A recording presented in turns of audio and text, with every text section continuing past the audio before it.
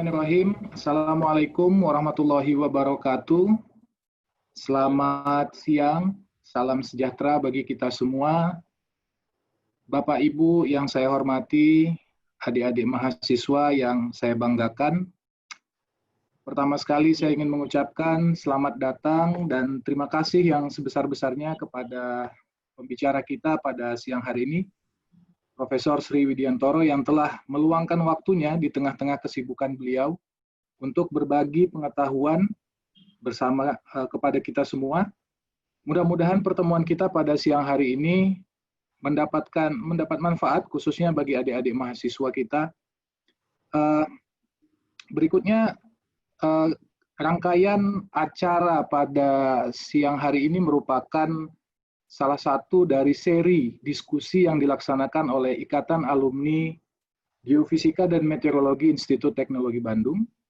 Hari ini merupakan puncak dari sesi diskusi kita yang sudah berjalan kurang lebih 4 kali, dan karena 2 hari lagi kita akan merayakan HUT Republik Indonesia yang ke-75, hari ini temanya agak spesial. Kita akan membahas mengenai potensi dan mitigasi bencana gempa di ibu kota negara, baik ibu kota Jakarta dan calon ibu kota baru. Nah, sebelum memulai acara, saya ingin mengucapkan terima kasih yang sebesar-besarnya kepada Himpunan Mahasiswa Teknik Geofisika dan Teknik Geologi, SIG Student Chapter, mulai dari Aceh hingga Papua, yang membantu kita, yang menjadi co-organizer pada sesi diskusi IAGM selama 4 kali ini.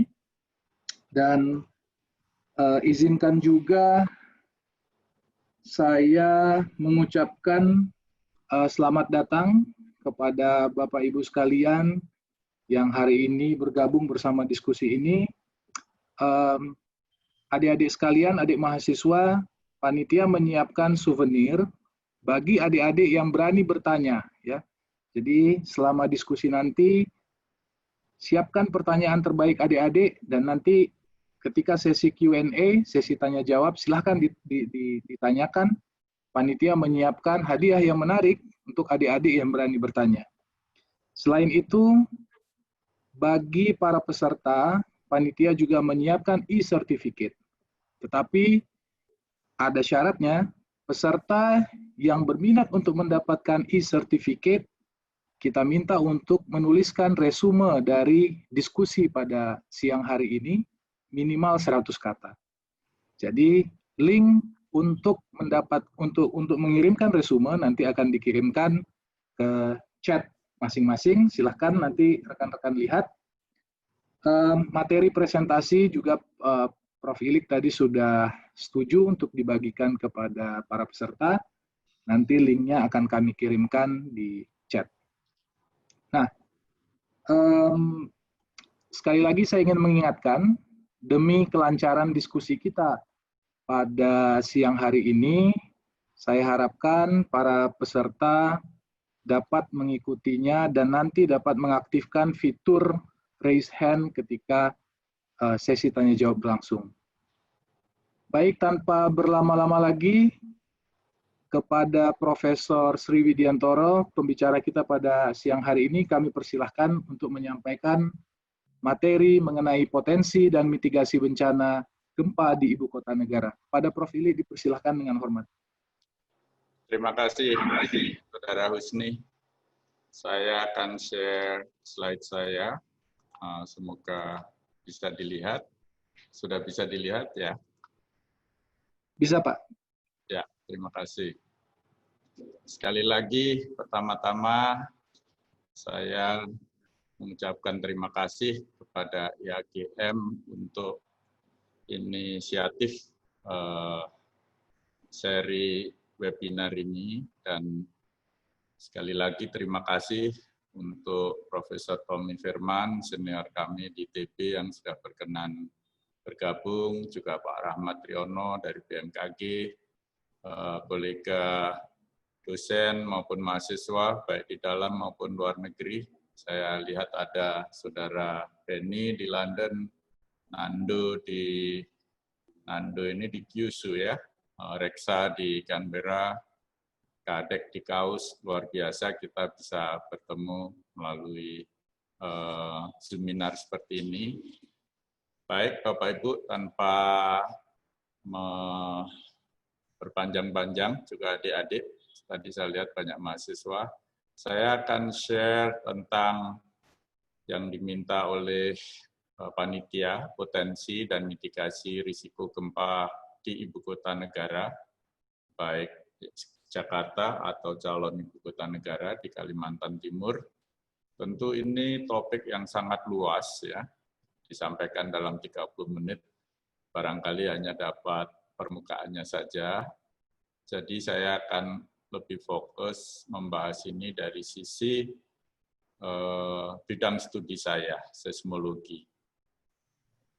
Saya bertugas di ITB dan mulai Maret juga bertugas di Maranatha, sekaligus awal tahun ini mendapatkan amanah untuk bertugas di Pusat Studi Gempa Nasional atau PUSGEN. Waktu saya dihubungi oleh rekan Bambang dari IAGM, itu meminta untuk presentasi tentang risiko di ibu kota negara Jakarta. Tetapi berikutnya muncul calon ibu kota baru di Kaltim.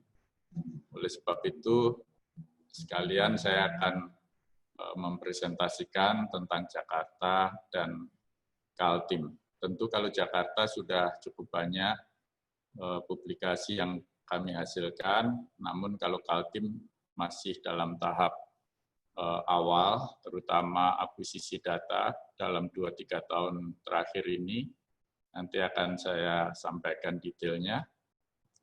Nah, hanya menyebut sedikit dari kolaborator kami dalam studi ini ada Profesor Phil Cummins dari ANU atau Geoscience Australia, Nick Rawlinson dari Cambridge, ini partner kami dari luar negeri untuk riset di Jakarta maupun di Kaltim, dan rekan-rekan dari dalam negeri, baik ITB maupun BMKG, PUPR, BNPB, PG, dan sebagainya. Ya, sebagai reminder saja, teman-teman semua, kita ingat pada tanggal 23 Januari 2018 ada gempa terjadi di selatan Jawa Barat di laut ya, dekat Lebak, magnitudo hanya 6,1. Saya katakan hanya sebab relatif kecil dibandingkan megathrust yang kemungkinan terjadi di selatan Jawa, nanti akan saya sampaikan secara rinci. Namun waktu itu Jakarta sudah merasakan guncangannya luar biasa.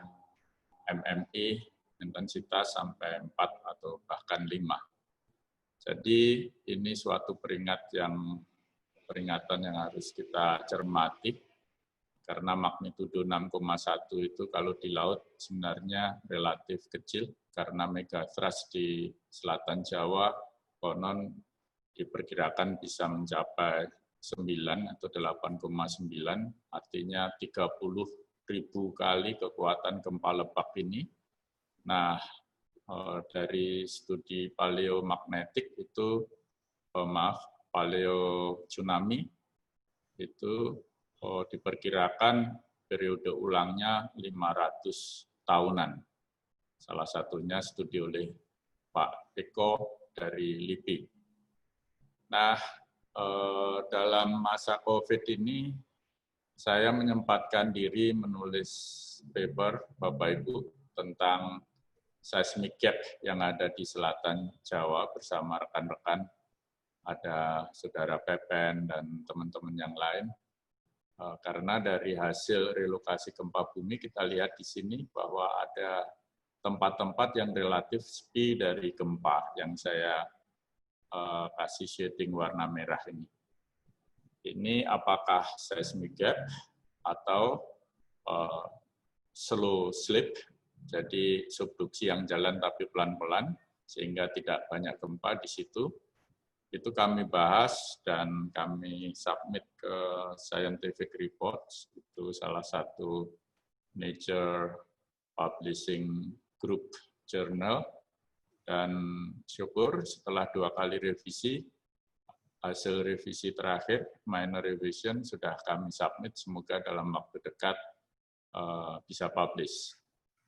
Nah, tadi yang saya tunjukkan data BMKG mulai 2009, data Inatius. Nah, ini dari data Engdahl dan kawan-kawan, mulai 64 sampai 2016, kita tetap bisa melihat gap yang ada di sini ya, Bapak Ibu ya.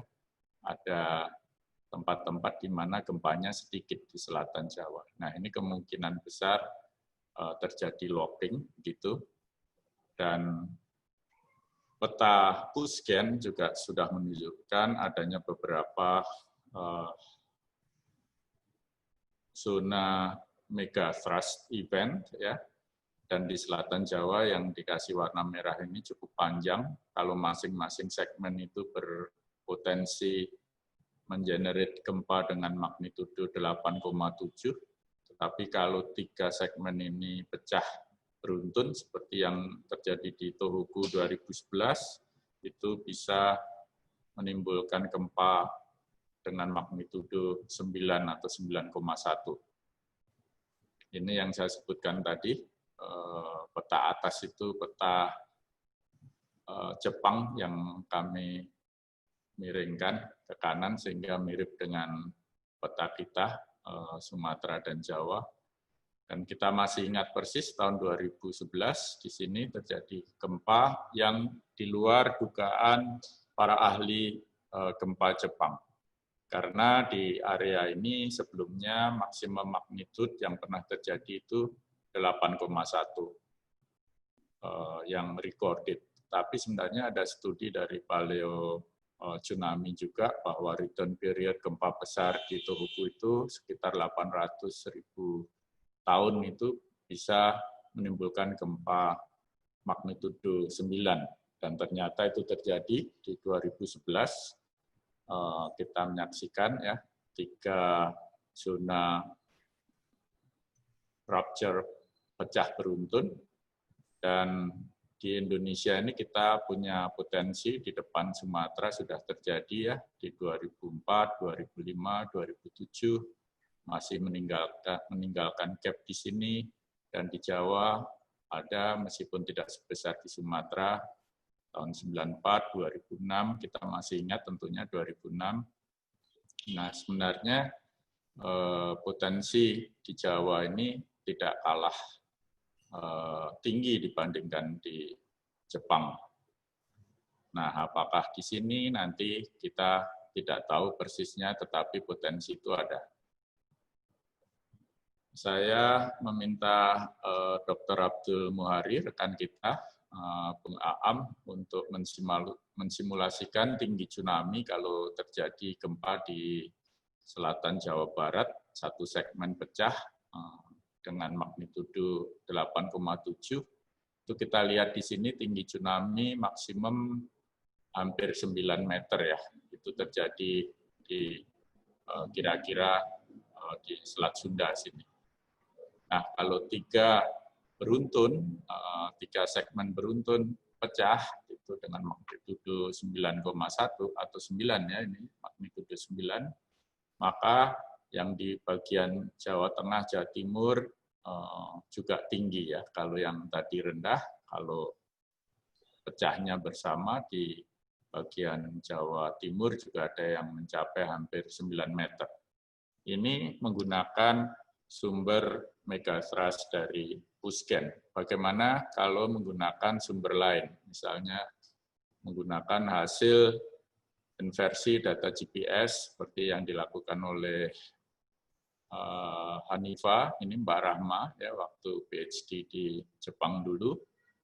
Jadi tidak seperti model Pusgen yang homogen kotak-kotak tadi, tetapi ternyata ada tempat-tempat yang merah ini yang masih bahaya, belum melepaskan energinya secara signifikan. Yang biru itu yang sudah melepaskan energinya secara signifikan. Nah, setelah disimulasi tinggi tsunami-nya, kalau model sumbernya seperti ini, ternyata kita lihat di sini, di daerah Lebak tadi, dekat ujung kulon, itu bisa mencapai 20 meter tinggi tsunami-nya, rekan-rekan semua. Nah, ini nanti akan muncul di paper kami yang sedang final revision. Nah, bagaimana dengan Jakarta, Bapak Ibu? Nah, ini report yang ada yang bilang ini agak berbau politik begitu ya, oleh Nguyen ini dari Australian Geoscience. Kenapa? Karena di Jakarta di sini kita lihat kalau terjadi megathrust di selatan Jawa itu MMI-nya bisa mencapai 7 bahkan lebih ya, kalau merah ini 8. Luar biasa sekali. Tapi sebenarnya kalau dibilang politis enggak juga ya, kalau kita lihat tadi gempa Lebak yang 6,1 saja, Jakarta MMI-nya 5, ya kalau megathrust dengan magnitudo 9, yang notabene periode ulangnya 500 tahunan, ya mungkin juga Jakarta mengalami goncangan sampai MMI 7 atau bahkan 8. Belum kalau terjadi gempanya itu di darat seperti ini. Jadi yang pernah merusak Jakarta itu gempa tahun misalnya 1699 itu tentu belum ada seismometer waktu itu, jadi hanya laporan dari penduduk setempat atau bangunan yang rusak dipetakan, memang Jakarta mengalami goncangan yang cukup tinggi, sangat tinggi bahkan. Nah ini kalau ada sesar di darat, Jakarta ini lebih merah lagi, MMI bisa mencapai 8 di banyak tempat, bahkan di luar Jakarta pun bisa mencapai intensitas skala 8 atau bahkan 9 kalau di dalam pemodelan ini. Nah, kalau benar seperti ini, sesar apa?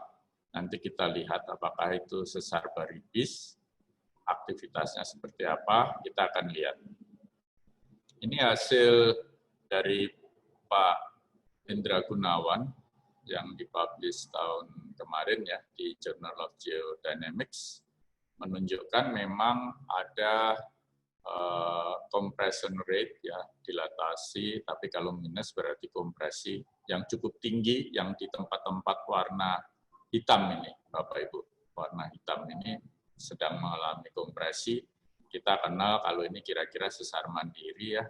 Nah, di Jakarta, di sebelah selatannya itu sekarang sedang mengalami kompresi juga berdasarkan hasil studi GPS.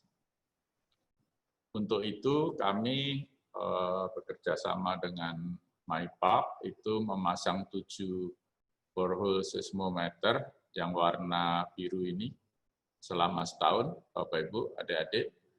Dan selama setahun itu kami merekam banyak gempa, memang kebanyakan di selatan ya. Namun yang menarik, kalau tidak salah ini 10 Januari, ada satu yang persis di sesar ini, yang dikenal dengan sesar baribis. Jadi waktu itu magnitudonya 3,5, memang kecil, tetapi tentu ini tidak bisa diabaikan, khususnya terkait dengan sesar ini. Barangkali sesar ini ya tidak bisa dibilang tidak aktif karena ada event atau gempa di situ. Nah, dengan Saudara Ruben, mahasiswa S3 kami, bulan depan kami akan pindah yang warna biru ini ke posisi warna merah untuk dipasang di sini setahun, dan tahun berikutnya setahun di utara Lembang. Jadi dengan data 3 tahun ini kami harapkan kami bisa lebih yakin mengatakan apakah sesar baribis ini aktif atau sedang tidak aktif. Nah, studi tentang Jakarta antara lain dikerjakan oleh ex-mahasiswa kami, Dr. Ridwan dari PUPR, yang menggunakan teknik microtremor array dan mendapatkan bahwa Jakarta bagian utara itu sedimennya sangat tebal, ya, sedimennya sangat tebal. Sebenarnya yang dipetakan di sini adalah depth dari VS yang lebih besar 750 meter per second atau sering disebut sebagai engineering bedrock.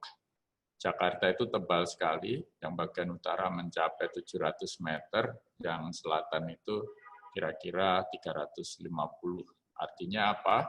Kalau sedimen tebal, kalau terjadi gempa tidak harus di bawah Jakarta, sumbernya jauh pun seperti di selatan Jawa misalnya, itu bisa mengalami amplifikasi yang sangat besar karena sedimennya tebal dan lunak. Ini contoh yang dibuat oleh Pak Phil bagaimana waktu gempa terjadi di dekat Meksiko, ya, Mexico City ada di sini, jauh dari epicenter. Tapi kalau kita lihat rekamannya, PGA-nya yang dekat epicenter, PGA-nya ini 18 cm per detik kuadrat, di sini 35, tapi di Mexico City yang 400 km jauh sekali jaraknya ya. Kalau Lebak ke Jakarta itu kan kira-kira hanya 200 km ya, ini 400 km saja mengalami guncangan yang luar biasa. Karena Mexico City memang dibangun di atas sedimen yang cukup tebal. Dan di sini PGA-nya sampai 170. Nah, itu tadi tentang Jakarta. Bagaimana dengan capital city kita yang baru nanti. Nah, kebetulan saya punya riset dengan Profesor Nick Rawlinson dari Cambridge University. Sebenarnya riset kami dimulai pada tahun 2017, waktu ada call for proposal untuk Newton Institutional Links. Itu belum ada pengumuman kalau ibu kota mau dipindah ke Kaltim, tapi kami secara kebetulan sudah mulai mempelajari wilayah Sulawesi dan Kalimantan melalui Newton Institutional Links Grant ini yang kebetulan kami dapat. Jadi tahun 2018 kami sudah mulai pasang alat di Kalimantan, pusat studi kami atau study area kami yang kami kotakin dengan warna biru muda ini. Dan apa yang kami lakukan dengan dana dari Newton Fund tadi. Jadi di Kalimantan itu kita lihat di sini segitiga warna biru adalah seismometer yang dipasang oleh BMKG. Hanya ada 6, Bapak Ibu. Kita bisa mengerti karena Kalimantan relatif lebih tenang ya seismically dibanding pulau-pulau lain. Namun kami tambah 10 seismometer warna merah ini, Bapak Ibu. Sampai sekarang masih di Kalimantan, tentu dengan bantuan rekan-rekan dari BMKG ini memasang alatnya ini. Ini bukan Jawa, Bapak Ibu, Kalimantan. Jadi untuk ke posisi Kalimantan 10 ini harus dengan chopper, Bapak Ibu ya, pesawat kecil. Nah, ini gambar dari lapangan mana. Ini ada Dr. Pepen ini naik pesawat ini ke posisi stasiun 10 tadi. Ada tim Greenfield, tim ini dari Cambridge University. Dan setelah memasang 10 seismometer di Kalimantan, kami bergerak ke arah Sulawesi, Bapak Ibu, dengan memasang ocean bottom seismometers yang di Selat Makassar ke utara ini, Bapak Ibu. Ini sangat challenging, ya. Alatnya juga mahal. Satu ocean bottom seismometer itu kalau tanpa teks saja mungkin 500 juta, kalau tanpa dengan teks bisa 1 M barangkali ya. Kita pasang 28 OBS waktu itu. Nah, sebelum itu mungkin adik-adik bertanya, ini di sebelah atas Borneo ini kok banyak sekali stasiun. Betul, itu bagian dari Sarawak ya, jadi punya Malaysia. Mereka memasang seismometer banyak sekali. Pak Rahmat, ini di sana dipasang banyak sekali Pak Rahmat. Ya, padahal gempa yang kita ingat ya gempa Kinabalu kemarin ya, hanya magnitudo berapa itu, kurang dari 6, tapi mereka pelajari dengan cukup intensif. Nah, Bapak Ibu, selain Newton Fund, kami dapat Global Challenges Research Fund juga dengan Cambridge University. Dan pada 17 Agustus tahun kemarin, OBS-nya diturunkan ke laut. Ada yang dasar lautnya itu pada kedalaman 2.000, tapi yang di tengah itu ada yang 4.000, ada yang sampai 6.000 meter kedalamannya.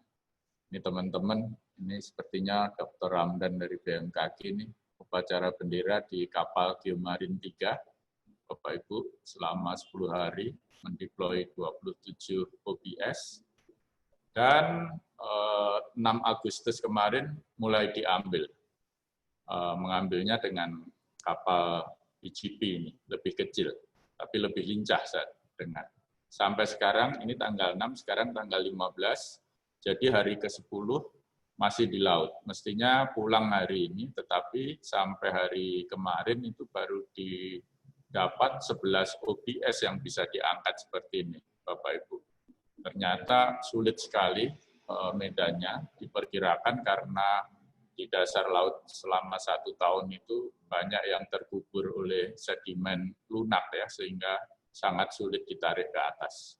Tapi kemarin 10 hari dapat 11, jadi mendadak kapal ini disewa lagi, tambah 5 hari lagi, semoga bisa dapat lebih banyak lagi.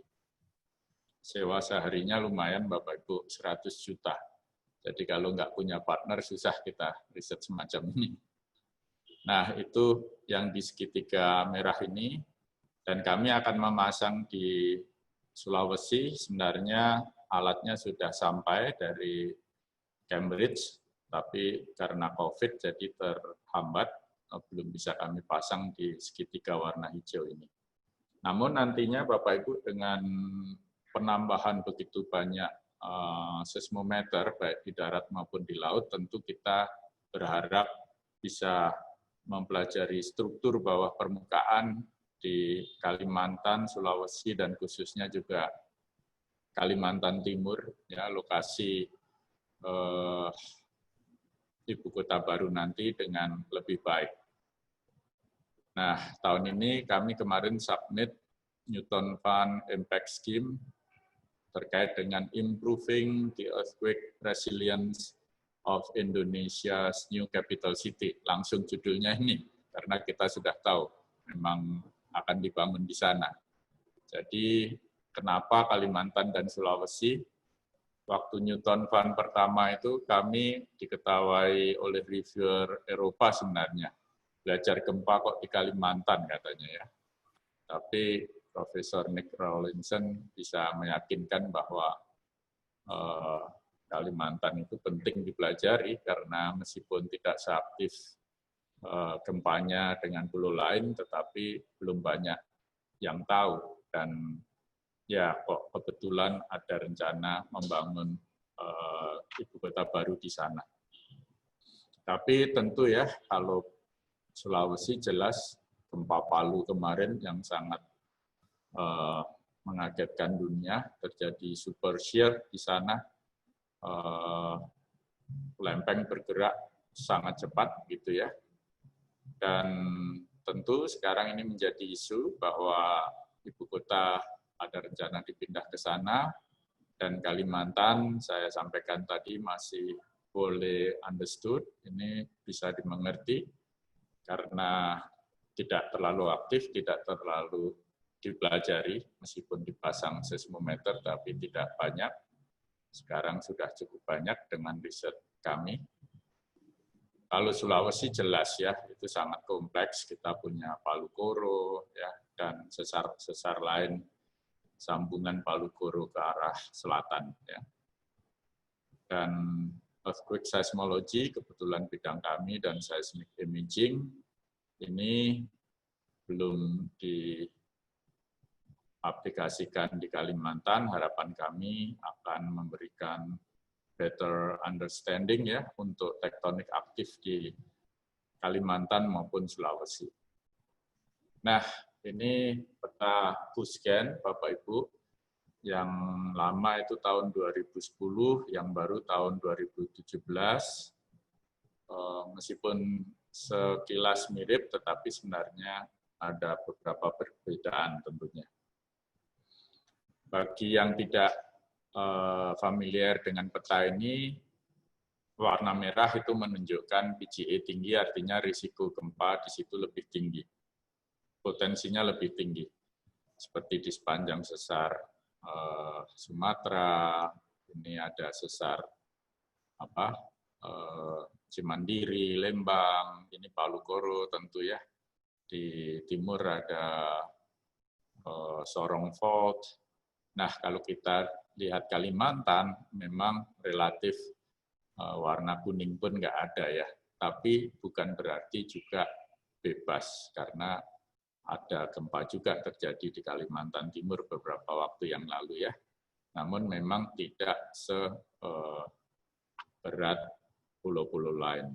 Potensinya tidak setinggi pulau-pulau lain. Namun sekali lagi tidak bisa dinafikan karena misalnya terjadi gempa di Selat Makassar yang sedang kami pelajari ini, tentu tsunami-nya tidak hanya akan mengenai Sulawesi, tetapi Kalimantan sebelah timur tentunya akan terkena dampak gempa yang menimbulkan tsunami juga. Tidak terasa sudah 30 menit, jadi saya langsung saja ke rekomendasi, nanti barangkali bisa lebih detail di diskusi. Untuk Kaltim perlu dilakukan mikrozonasi seismik seperti yang telah kami lakukan di Jakarta tadi, ya, secara rinci.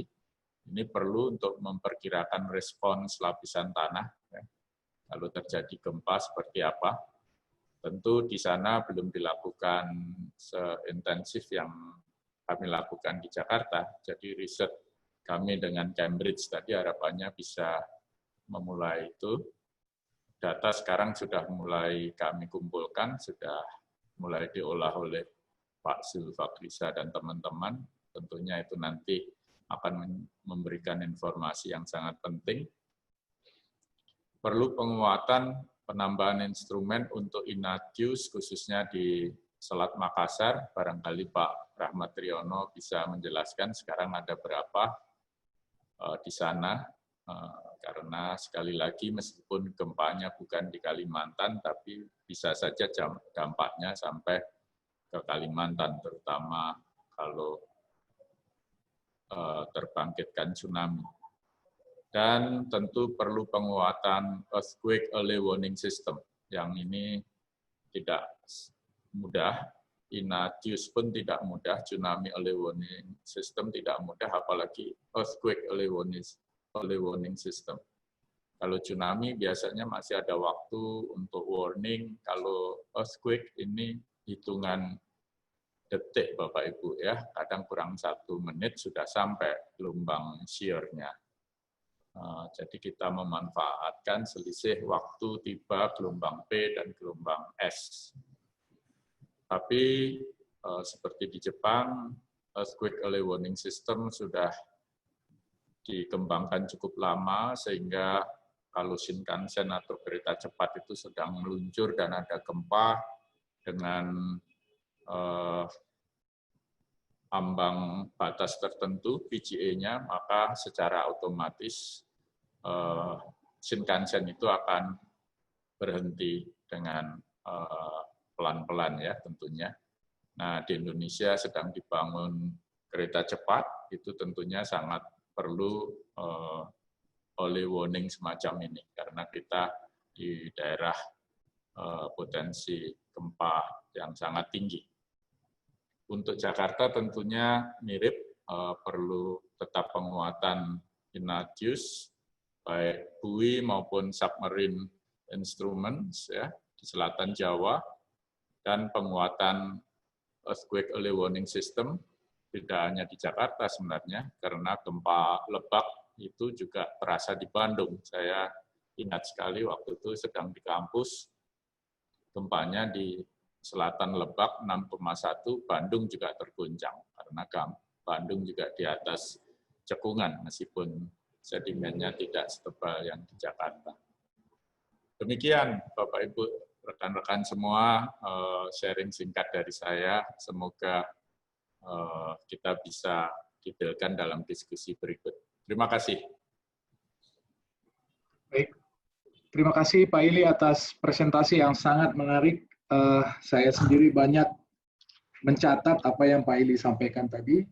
Ada beberapa poin yang menurut saya menarik. Untuk Jakarta, kita lihat tadi dari presentasi Pak Ili, ada seismic gap di selatan Jawa, dan kemudian ada potensi gempa megatrust, yang kemudian di Jakarta sendiri juga sedimennya sangat cukup tebal gitu, sehingga bisa membuat gelombang gempa tadi teramplifikasi.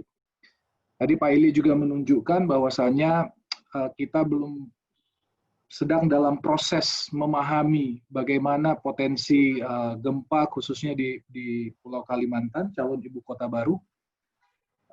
Saat ini prosesnya sedang berjalan, mudah-mudahan dalam beberapa waktu ke depan kita bisa mendapatkan pengetahuan tentang bagaimana sebenarnya mekanisme dan potensi gempa di calon ibu kota baru.